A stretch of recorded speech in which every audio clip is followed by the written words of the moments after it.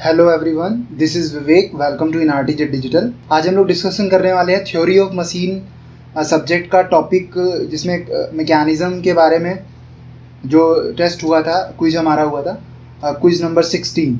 ठीक है, तो क्विज 16 का सोल्यूशन डिस्कस करेंगे जो थ्योरी ऑफ मशीन का स्टार्टिंग है।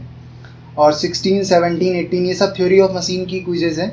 इसमें हम लोग टॉपिक वाइज क्विजेस कर रहे हैं, मतलब चैप्टर वाइज क्विजेस कर रहे हैं। तो क्विज 16 को हम लोग डिस्कस करेंगे। क्विज 16 के 10 क्वेश्चंस के बारे में डिस्कस करेंगे।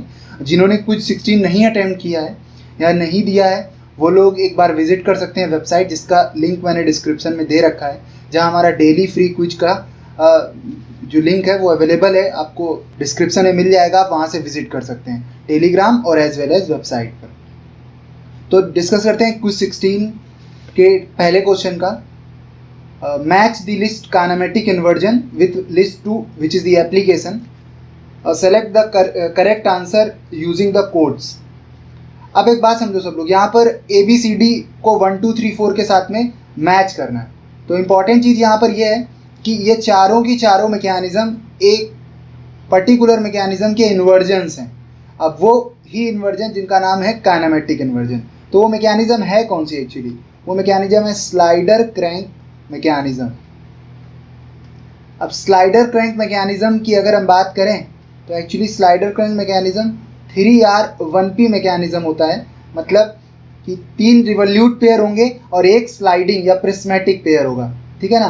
अब इस तरह की मैकेनिज़्म का अगर हम एक एक बारी बारी से लिंक फिक्स करते जाएं तो हमेशा अलग अलग नए नए इन्वर्जन मिलते जाएंगे, और उन इन्वर्जन्स को हम प्रैक्टिकली एप्लीकेशंस में यूटिलाइज करते हैं।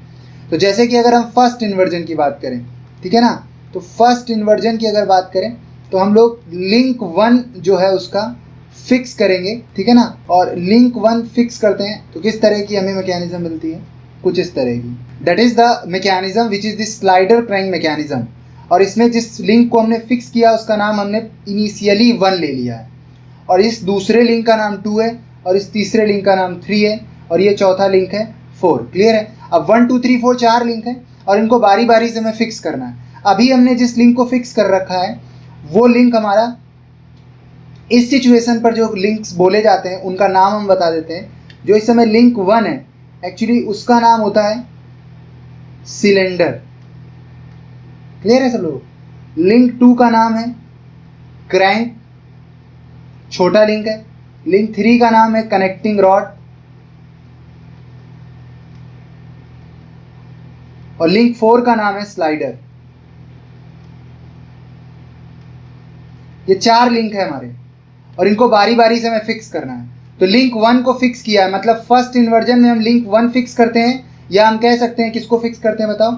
सिलेंडर को फिक्स करते हैं। और अगर सिलेंडर को फिक्स करते हैं तो जो हमें मैकेनिज़्म मिलता है उस मैकेनिज़्म को अगर हम लोग समझने की कोशिश करेंगे, जब लिंक 1 को फिक्स करते हैं, सिलेंडर को फिक्स करते हैं, तो इनपुट मोशन हम इसको दे सकते हैं, तो आउटपुट मोशन हम इससे ले सकते हैं। क्लियर है, समझ में आया सबको? तो इस मैकेनिज़्म का एक और नाम होता है, इसे कहते हैं हम लोग, जो घूम रहा है कंप्लीटली 360 डिग्री रोटेशन लगा सकता है ये, तो इसको हम क्रैंक बोलते हैं और इसको स्लाइडर बोलते हैं। स्लाइडर। क्लियर है सब लोगों को? तो इसका नाम होता है क्रैंक स्लाइडर, या स्लाइडर क्रैंक मैकेनिज़्म बोल सकते हैं। और इसका एप्लीकेशन क्या होता है बताओ सब लोग? इसका एप्लीकेशन, अगर हम लोग चारों ऑप्शन देखते हैं तो इसमें से कंप्रेसर इसका एप्लीकेशन है। IC engine, compressor, these are the application of this. तो ऊपर वाले एग्जांपल के हिसाब से हमारे लिए कौन सा सही है बताओ? कंप्रेसर। क्लियर है सबको? इसी तरह फर्स्ट इन्वर्जन है, ऐसे ही सेकेंड इन्वर्जन आते हैं। अब सेकेंड इन्वर्जन को ज़रा गौर से समझने की कोशिश करना। अब मैं बहुत ही सरल तरीके से समझाऊंगा सेकेंड इन्वर्जन। सेकेंड इन्वर्जन को अगर गौर से देखोगे तो लिंक 2 को फिक्स करना होगा। लिंक 2 को फिक्स कर रहे हैं, मतलब हम किसको फिक्स कर रहे हैं? क्रैंक को। तो नाम हो जाएगा क्रैंक मैकेनिज़्म।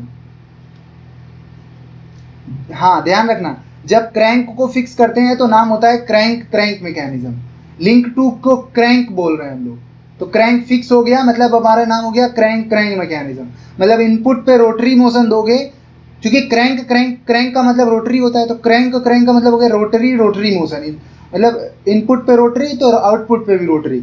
अब इस चीज़ को जरा थॉट प्रोसेस में लाओ, एग्जाम में हमारे पास समय कम होता है, थॉट प्रोसेस लाओ। रोटरी मतलब सर्किल, और रोटरी एक और सर्किल, तो दो सर्किल। भाई इन्वर्जेंस में जब हम पढ़ते हैं तो हल्का हल्का यहाँ हिंट रहता है हमारे पास में कि दो सर्किल आ रहे हैं, मतलब विटवर्थ क्विक रिटर्न मैकेनिज्म होगा। और एक सर्किल आता था तो स्लॉटेड लीवर क्रैंक मैकेनिज्म होता था, ठीक है ना। तो आंसर इसका क्या होगा बताओ, इसके एप्लीकेशन में क्या आ जाएगा, विटवर्थ क्विक रिटर्न मैकेनिज्म, ठीक है ना। इसी तरह थर्ड इन्वर्जन की बात करते हैं। थर्ड इन्वर्जन में हमें लिंक 3 को फिक्स करना है। लिंक 3 को फिक्स कर रहे हैं मतलब हम किसे फिक्स कर रहे हैं, कनेक्टिंग रॉड को फिक्स कर रहे हैं। और कनेक्टिंग रॉड को फिक्स कर रहे हैं मतलब हम लोग किसको फिक्स कर रहे हैं बताओ, कनेक्टिंग रॉड को अगर फिक्स करेंगे तो उस सिचुएशन पर ध्यान रखना, ये बिल्कुल प्रोसेस वाली बात है कि मतलब जब भी कनेक्टिंग रॉड, जैसे क्रैंक को फिक्स किया था, क्रैंक मैकेनिज्म बन गया था। हमने स्लाइडर को मतलब सिलेंडर को फिक्स किया था तो इनपुट पे क्रैंक था, आउटपुट पे स्लाइडर था, तो क्रैंक स्लाइडर मैकेनिज्म बन गया था। यहाँ पर क्या होगा, यहाँ पर जब हम कभी भी थर्ड लिंक को फिक्स करेंगे तो नाम पड़ेगा, थर्ड लिंक को फिक्स करते समय जो मैकेनिज्म हमारी हो जाएगी, क्रैंक रॉकर मैकेनिज्म, ठीक है ना। और क्रैंक रॉकर मैकेनिज्म की अगर बात करी जाए तो ये बहुत ही अच्छा एग्जांपल है क्रैंक रॉकर मैकेनिज्म। इसका एप्लीकेशन हम लोग कहाँ देखते हैं, स्लॉटेड लीवर क्रैंक मैकेनिज्म में। अब देखो यहाँ नाम ही पता चल रहा है, स्लॉटेड लीवर और क्रैंक मैकेनिज्म, स्लॉटेड लीवर और क्रैंक मैकेनिज्म। लीवर जो होता है वो स्लॉटेड रहता है, ठीक है ना, जिसपे लीवर की हम बात करते हैं तो लीवर ऑसिलेट कर रहा होता है, मतलब केवल कंप्लीट रोटेशन नहीं करता है, केवल ऑसिलेट करता है। और क्रैंक रोटेट करता है। तो थर्ड इन्वर्जन हमारा स्लॉटेड लीवर क्रैंक मैकेनिज्म होता है। और फोर्थ इन्वर्जन की अगर हम बात करें तो यहाँ लिंक 4 को फिक्स करेंगे।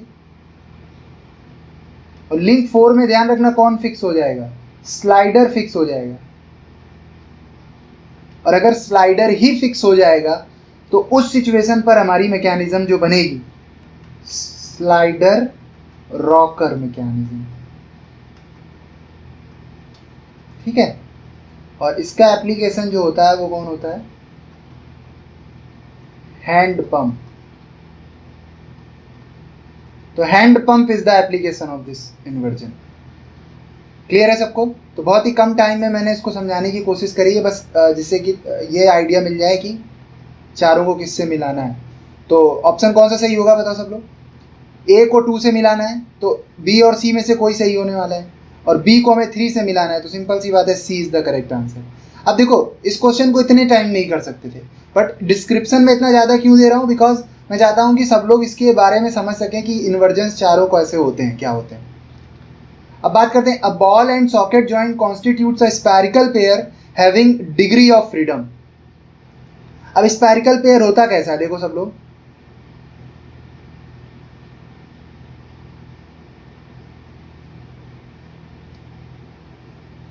स्फेरिकल पेयर कुछ ऐसा होता है। अब स्फेरिकल पेयर के साथ में जो ये वाला टर्म आप सब लोग देख रहे होगे, इस वाले टर्म को, इसको कहा जाता है बॉल, और इसको क्या कहते हैं, इसको कहते हैं सॉकेट। क्लियर है। तो इसका नाम होता है ball socket joint.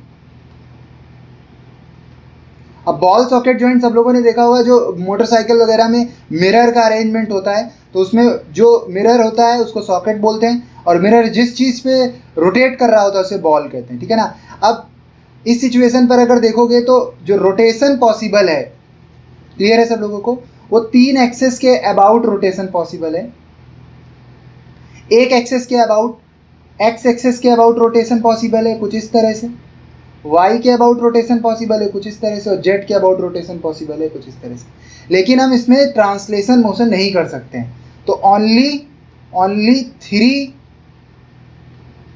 Rotational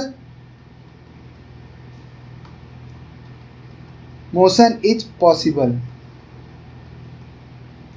so degree of freedom कितने के बराबर हो गया, 3 के। एक्चुअली 3 कैसे आता है, होता क्या है, डिग्री ऑफ फ्रीडम बराबर 6 माइनस नंबर ऑफ रिस्ट्रिक्शन होते हैं। क्लियर है। तो अब 6 तो इसकी डिग्री ऑफ फ्रीडम थे, लेकिन 3 ट्रांसलेशन जो मोशन होने चाहिए थे उसके, वो रिस्ट्रिक्ट हो गए। तो 6 में से 3 चले गए तो कितने बचे? 3। तो इस तरह भी हम समझ सकते हैं कि डिग्री ऑफ फ्रीडम 3 होता है। तो that is the important thing. आगे देखते हैं, find out the degree of freedom of this question. तो we have to firstly, if you want to find out the degree of freedom, use the formula 3l - 1 minus 2j minus का h। Clear है सबको? अब l is the number of link, j is the number of binary join और h is the number of higher pair।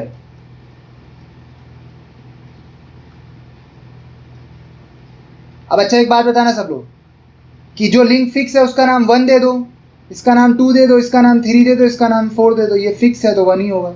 इसका नाम 5 दे दो और जो फिक्स है उसका नाम 1 ही रहने दो। तो बताओ नंबर ऑफ लिंक कितने हो गए? 5।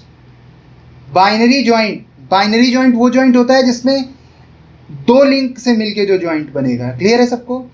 तो अब एक बात समझना, जो ये वाला पेयर है या ये वाला जो जॉइंट है या पेयर बन रहा है, इसमें कितने लिंक का कंट्रीब्यूशन है? अच्छा क्या है 5 सही लिखा हुआ है? बिल्कुल सही नहीं लिखा हुआ है, क्योंकि एक लिंक हम लोगों ने छोड़ दिया। देखो कौन सा लिंक छोड़ दिया है? एक लिंक छूटा कौन सा है बताओ सब लोग? एक लिंक छूटा स्लाइडर। क्लियर है? एक लिंक कौन सा छूटा? स्लाइडर। तो स्लाइडर का नाम हम दे देते हैं सपोज दैट 6 लिंक नाम दे देते हैं। तो अब हमारे नंबर ऑफ लिंक हो गए 6। जॉइंट देखते हैं अब 1 2 6, ध्यान दो सब लोग। 1 2 6 3 लिंक से मिलके 2 पेयर बनते हैं, 2 बाइनरी जॉइंट बनते हैं। जितने लिंक होते हैं उससे एक कम बाइनरी जॉइंट होते हैं। 3 लिंक का 2 बाइनरी जॉइंट आएगा। तो यहाँ 2 बाइनरी जॉइंट आएंगे, हमने उसको a, b से रिप्रेजेंट कर लिया। अब 2 3 4, ध्यान देना सब लोग, इस जॉइंट पर कितने लोग मिल रहे हैं? 2 भी मिल रहा है, 3 भी मिल रहा है, 4 मिल रहा है, 3 लिंक मिल रहे हैं। तो यहाँ पर भी 2 ही बाइनरी जॉइंट होंगे, c, d। क्लियर है सबको? और 1 और 3 पर केवल एक बाइनरी जॉइंट आएगा विच इज द e, और 4 और 5 पर भी एक बाइनरी जॉइंट आएगा विच इज द f, और 5 और 1 पे भी एक बाइनरी जॉइंट आएगा विच इज द g। तो कितने हो गए? 2 2 4 2 6 1 और 1, 7 जॉइंट आ गए। और हाइयर पेयर 0 है, सारे जगह लोअर पेयर है। क्लियर है? तो बताओ क्या करेंगे? n बराबर 3 6 - 1 - 2 × 7। तो 6 में 1 गए 5, 15 - 14 बराबर कितना हो गया? 1। और 1 का मतलब है काइनेमेटिक होगा। तो आंसर क्या हो गया बताओ? C। नेक्स्ट क्वेश्चन देखते हैं। Give figure shows quick return mechanism that is the slotted lever crank mechanism. Clear है सबको? अब इस जरा मैकेनिज्म को गौर से देखो सब लोग। इसमें क्विक रिटर्न रेशियो के बारे में पेपर में पूछा जा रहा है। एक बात समझना सब लोग कि जब क्रैंक एक बिल्कुल एक्सट्रीम पोजीशन पर, मतलब क्रैंक अपनी ज़्यादा से ज़्यादा, क्रैंक का जो रोटेशन पॉसिबल है वो अपनी रेडियस पे ही पॉसिबल है। क्रैंक का रोटेशन केवल अपनी रेडियस पे पॉसिबल है। और अगर क्रैंक का रोटेशन केवल अपनी रेडियस पे पॉसिबल है तो that will be like this. तो जिस समय ये लीवर जो है जिस पर एक पिस्टन ऐसे करके स्लाइडर लगा हुआ है एक्सट्रीम पोजीशन पर होगा, मतलब that angle is the 90 degree. Clear है सब लोगों को? That is the extreme position, है ना? ऐसे ही एक्सट्रीम राइट होगा और इसी तरह एक्सट्रीम क्या होगा? लेफ्ट होगा। ठीक है ना? उस सिचुएशन पर ध्यान देना, फिर से यहाँ पर एक परपेंडिकुलर बनेगा और इस तरह से हमारा सिचुएशन आएगा। तो यहाँ पर 2 एंगल सबसे जरूरी है। एक ये बड़ा वाला एंगल जो सेंटर पे सब्सटेन हो रहा है विच is the O, that is the O dash, और एक ये छोटा वाला एंगल जो सब्सटेंड हो रहा है। अब बड़े वाले एंगल का नाम हमने बीटा दे दिया और नीचे वाले एंगल का नाम अल्फा दे दिया। तो बड़ा वाला जो एंगल है उसका नाम है forward stroke angle, forward stroke angle, और अल्फा का नाम है हमारा रिटर्न स्ट्रोक एंगल। तो सिंपल सी बात है, अगर हमें क्विक रिटर्न रेशियो चाहिए तो फॉरवर्ड स्ट्रोक एंगल बटे क्या लिखेंगे? रिटर्न स्ट्रोक एंगल, और इसको हम 360 - अल्फा डिवाइडेड बाई अल्फा लिख सकते हैं। समझ में आया सबको? अब अल्फा का मान अगर निकाल लिया तो तुमने क्विक रिटर्न रेशियो निकाल लिया। अब अल्फा कैसे निकलेगा, ध्यान देना सब लोग इस ट्रायंगल को जरा। That angle is the alpha by 2 और that angle is the 90 degree. That is the radius of crank और that is the distance between the O dash. O dash is the distance between the centres. Clear है सब लोग को, हमने O dash ही लिख रखा है। अब अगर हम cos अल्फा बाई 2 यूज करते हैं तो क्या होगा बताओ सब लोग। cos बराबर क्या होता है, बेस अपॉन में हाइपोटेनियस। क्लियर है सब लोगों को, मतलब आधार बटे कर्ण, और आधार होगा r और बटे कर्ण होगा ओ डैश। क्लियर है सबको। तो इस फॉर्मूले से अल्फा निकलेगा और अल्फा यहाँ रखोगे और क्विक रिटर्न रेशियो मिल जाएगा। तो इस हिसाब से r की जो वैल्यू पेपर में दी गई है, OA की वैल्यू जो दी गई है वो 2 सेंटीमीटर दी गई है और ओ डैश 4 सेंटीमीटर दिया गया। मतलब 2/4 करने की जरूरत है। कितना बताओ, 1/2 आ जाएगा। और 1/2 से हम जान सकते हैं कि भाई हाफ किसके बराबर होता है, 60 डिग्री के बराबर। क्लियर है सबको, क्योंकि साइन 30 होता है 1/2 और cos 60 होता है 1/2, तो 60 डिग्री के बराबर हो गया alpha by 2। It means alpha बराबर हो गया 120 डिग्री। और अल्फा अगर 120 डिग्री होगा तो सीरीज 60 माइनस 120 डिवाइडेड बाई 120, तो आंसर कितना आ जाएगा बताओ। क्विक रिटर्न रेशियो 240 ऊपर आएगा तो आंसर 2 आ जाएगा। लेकिन एक बात नोट में ध्यान रखना, इतनी मेहनत हमेशा नहीं करते हैं। जब जब ध्यान रखो कि O dash is equal to 2r हो। क्या मैंने कहा, व्हेन ओ डैश मतलब सेंटर की डिस्टेंस रेडियस से 2 टाइम्स है, always quick return ratio will be 2। तो that is the short trick.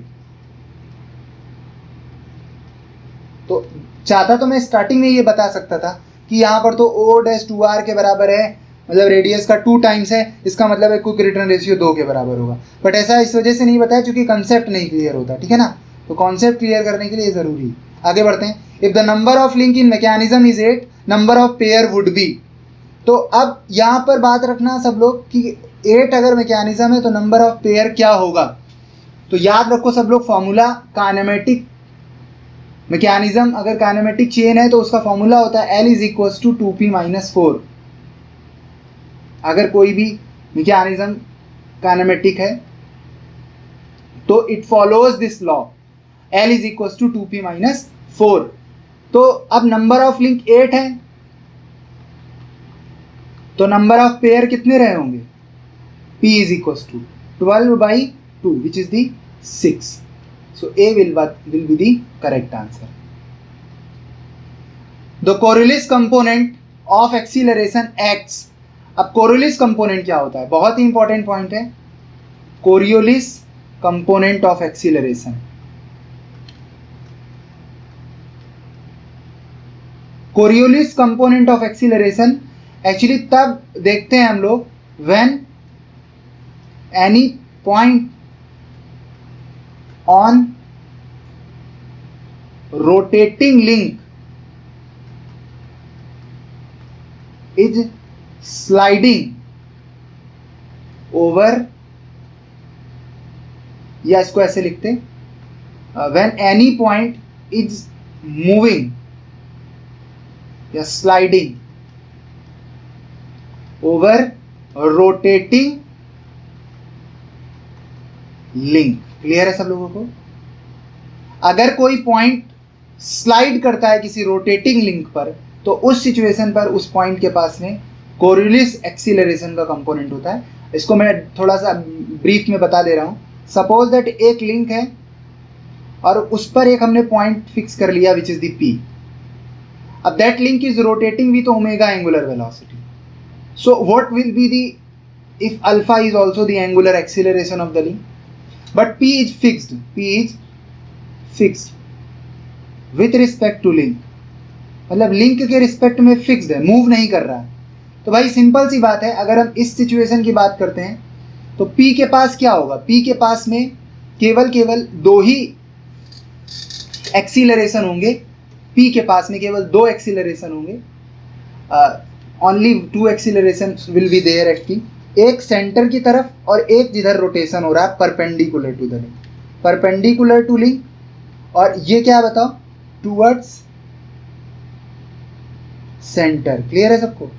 और इसी एक्सीलरेशन को हम ए से रिप्रेजेंट करते हैं और that is the radial acceleration. समझ में आ रहा है सब लोग को? या यूं कह सकते हो that is the centripetal acceleration.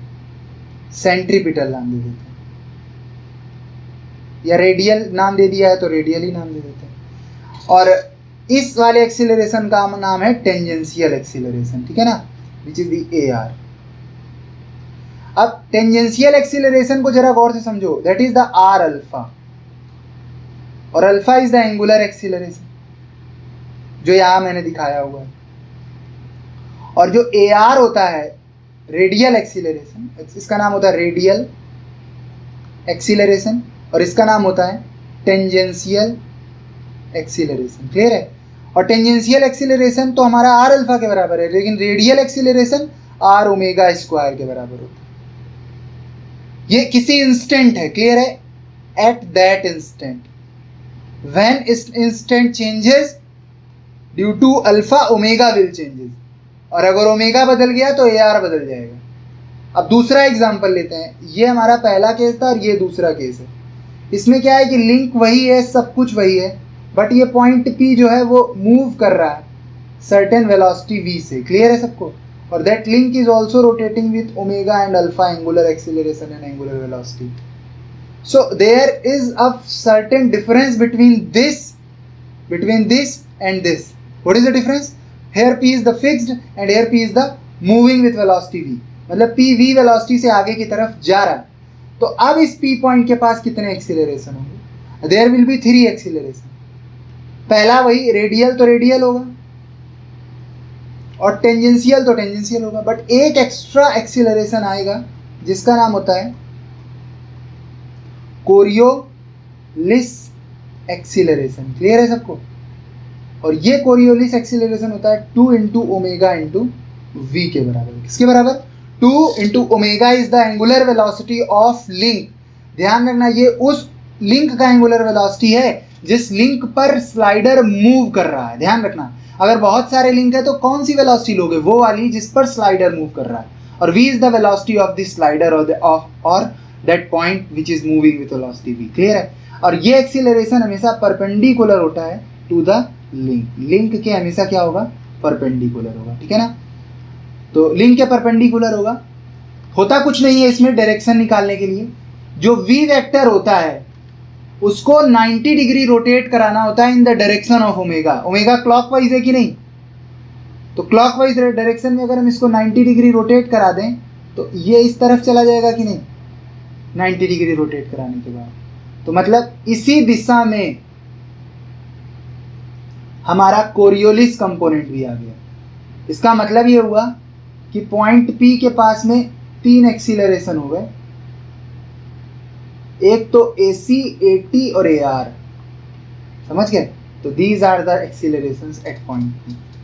So answer will be the perpendicular to the sliding surface. But I have discussed more important things in this solution, so remember that. The purpose of the beam engine is to convert. अब beam engine क्या convert करता है बताओ? beam engine क्या होता है पहले तो ये पता होना चाहिए। beam engine कुछ और नहीं है, that is the inversion या application of first inversion of 4R mechanism। जो 4 रिवोल्यूट पेयर की मैकेनिज्म थी उसका पहला इन्वर्जन है बीम इंजन। क्लियर है सब लोगों को?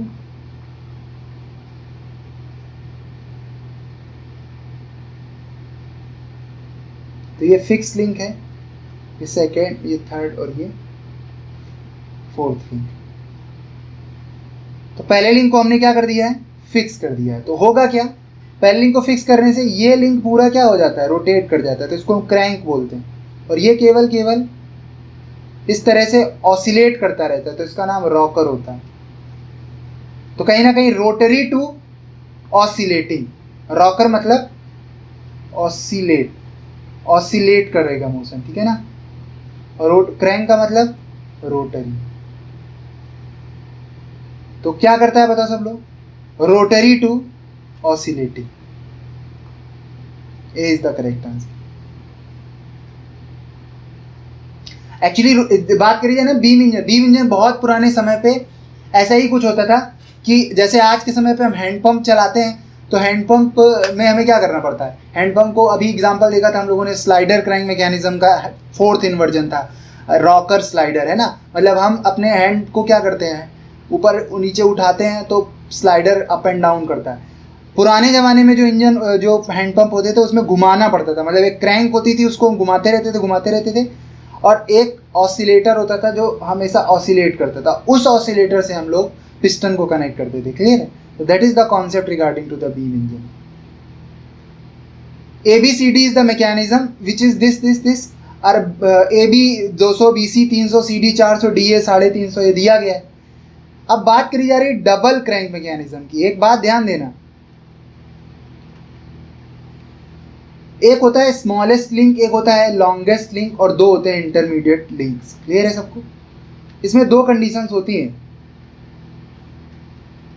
अगर S प्लस L की वैल्यू लेस देन और equal to P plus Q है तो ये हमारा टाइप 1 मैकेनिज्म होता है, और अगर S प्लस L की वैल्यू P प्लस Q से ज़्यादा है तो ये टाइप 2 होता है।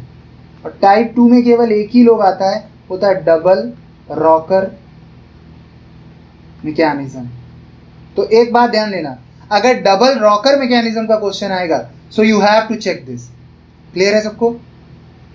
यहां पर डजंट मैटर कौन फिक्स किया गया कि नहीं, कोई भी फिक्स कर दो, है ना, not matter which link is fix. समझ में आया कि नहीं? किसी को भी फिक्स करो कोई फर्क नहीं पड़ता है, लेकिन टाइप 1 में फर्क पड़ता है। अगर हम S को फिक्स करेंगे तो डबल क्रैंक,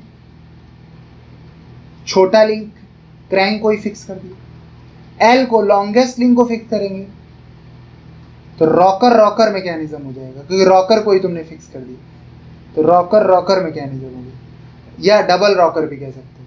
और P और Q में से किसी एक को फिक्स कर दो तो ना तो तुमने क्रैंक को फिक्स किया ना रॉकर को, तो आंसर हो गया क्रैंक रॉकर मैकेनिज्म।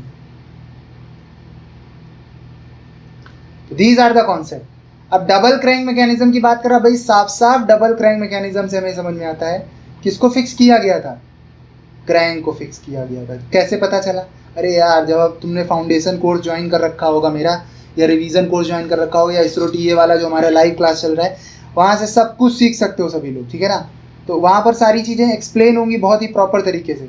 तो उस तरफ से भी अगर किसी को डाउट है, बहुत ही कम टाइम में मैं कोशिश कर रहा हूँ समझा सकूँ, बट इसको फिर भी कोई दिक्कत आता है तो you have to join the foundation course, ठीक है ना। तो डबल क्रैंक मैकेनिज्म में क्रैंक को फिक्स किया हुआ, क्रैंक को फिक्स करने का मतलब क्या हो गया, क्रैंक मैकेनिज्म। तो स्मॉलेस्ट लिंक कौन है? AB। तो आंसर क्या आएगा बताओ? A is the correct answer.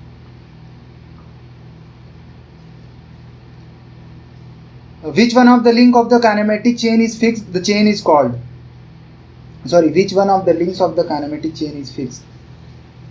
When one of the link, not the which, when one of the link of the kinematic chain is fixed, the chain is called. अगर हम किसी भी काइनेमेटिक चेन का अगर एक लिंक फिक्स कर देते हैं तो that will be the becomes mechanism, ठीक है ना। अब फर्क देखो क्या होता है, अगर कोई काइनेमेटिक चेन है तो काइनेमेटिक चेन में that is the linkage only, मतलब everyone are connected to each other, it is a chain, है ना। But we can not transfer the motion, ठीक है। तो काइनेमेटिक चेन से हम ट्रांसफर नहीं करते हैं। If any one link fixed, तो यही चीज बदल जाती है मैकेनिज्म में। किसमें बदल जाती है? Mechanism.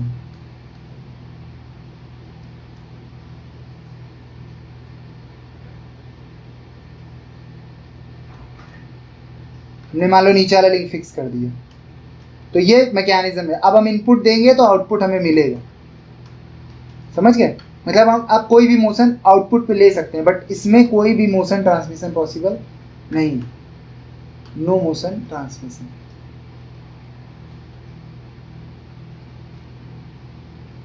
So that is the problem regarding to the kinematic chain, but kinematic chain से ही मैकेनिज्म बनते हैं, ठीक है। अगला क्वेश्चन देखते हैं। Consider the mid point of on a link connecting double slider crank chain, it would trace. अब एक बात ध्यान देना, अगर डबल स्लाइडर क्रैंक चेन है तो वहाँ पर क्या सिचुएशन बनती है, दैट इज द इलिप्टिकल ट्रेमल का केस है कि अगर एक स्लाइडर इस तरह से है,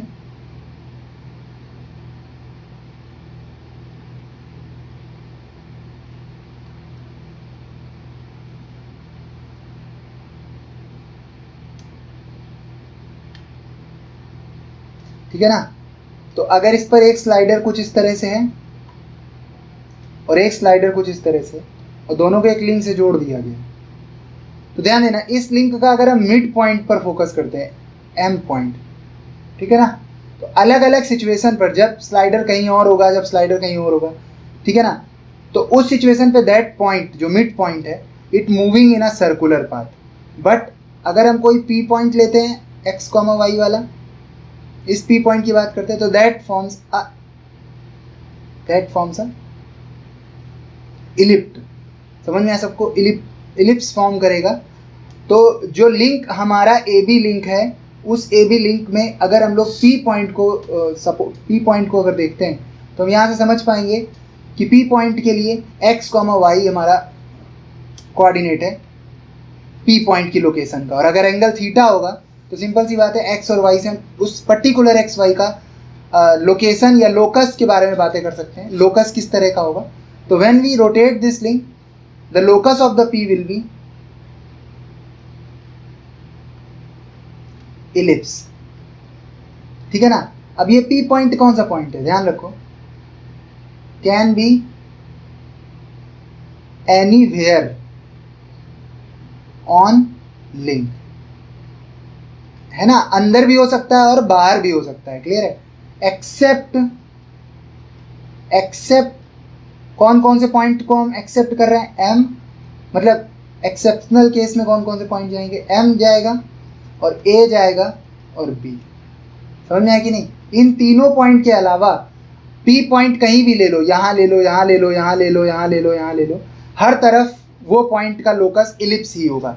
बट एम पॉइंट का लोकस क्या होता है, सर्किल होता है, और ए और बी का क्या होता है, स्ट्रेट लाइन, ठीक है ना। तो they are three locus, so answer will be the circular, ठीक है। डेरिवेशन की कोई इतनी जरूरत नहीं है, बस याद रखना लिंक पर कोई भी पॉइंट लिया जाए सब इलिप्स होंगे, तीन लोगों को छोड़ के, मिड को और ए और बी, समझ गए कि नहीं, जो स्लाइडर के साथ हैं। तो that is the concept regarding to the slider, double slider crank mechanism, ठीक है। तो कुल मिलाकर हमारे 10 क्वेश्चन कंप्लीट हो गए क्विज 16 का। जुड़े रहें आरटीजे डिजिटल के साथ और लोगों को शेयर करें अपने इस क्विज के पैटर्न को, जो कि कहीं भी अवेलेबल नहीं है, पूरे यूट्यूब पे अवेलेबल नहीं है। इस तरह का प्रॉपर आपको प्रॉपर डेली शेड्यूल बेसिस पे क्विज मिले और उसका प्रॉपर वीडियो सोल्यूशन मिले, ठीक है ना। So continue your preparation with these type of things, और ज़रूर से ज़रूर इन्फॉर्म करें अपने फ्रेंड्स को, सजेस्ट करें, सब्सक्राइब करें चैनल को, जिससे कि मैं लाइव भी आ सकूं और सब लोगों को प्रॉपरली क्लास दे सकूं। तो ज़्यादा से ज़्यादा कोशिश करो, अगर सबको समझ में आता है, वीडियो समझ में आता है, तो एक दूसरे को सेंड करना सबकी रिस्पॉन्सिबिलिटी रहती है कि हर लोग अवेयर हो सके इस तरह के कंटेंट से, क्लियर है। उनको समझ में आए, तुम्हारे फ्रेंड्स को समझ में आए, तो that is the best thing. और दूसरी चीज़ है, जिसको भी लाइव क्लासेस ज्वाइन करनी है तो सब लोग package wise live classes join कर सकते हैं, जिसमें मैं 5 सब्जेक्ट का एक पैकेज फॉर्म किया हूँ, मैकेनिक्स, सोम, टोम, डिज़ाइन और एफएम। इन 5 सब्जेक्ट का वीडियो लेक्चर आपको मिलेगा प्रॉपर, और विथ टेस्ट सीरीज जो फ्री रहेगा इसरो के लिए और UPSSC के लिए। सो डिले मत करो सभी लोग, इजीली आप लोग कोर्सेज ज्वाइन कर सकते हैं, ऑनलाइन कोर्सेज ज्वाइन कर सकते हैं, और उसका जो वेबसाइट का लिंक है वो मैंने डिस्क्रिप्शन में दे रखा है, वहाँ से जाके आप लोग कोर्स को बाई कर सकते हैं, और प्रॉपरली हर दिन आप प्रॉपर 2-2 सब्जेक्ट कवर करके इजीली इसरो के पेपर से पहले अपना टेक्निकल अच्छे से कवर कर सकते हैं, और साथ ही साथ में with effective test series. Thank you.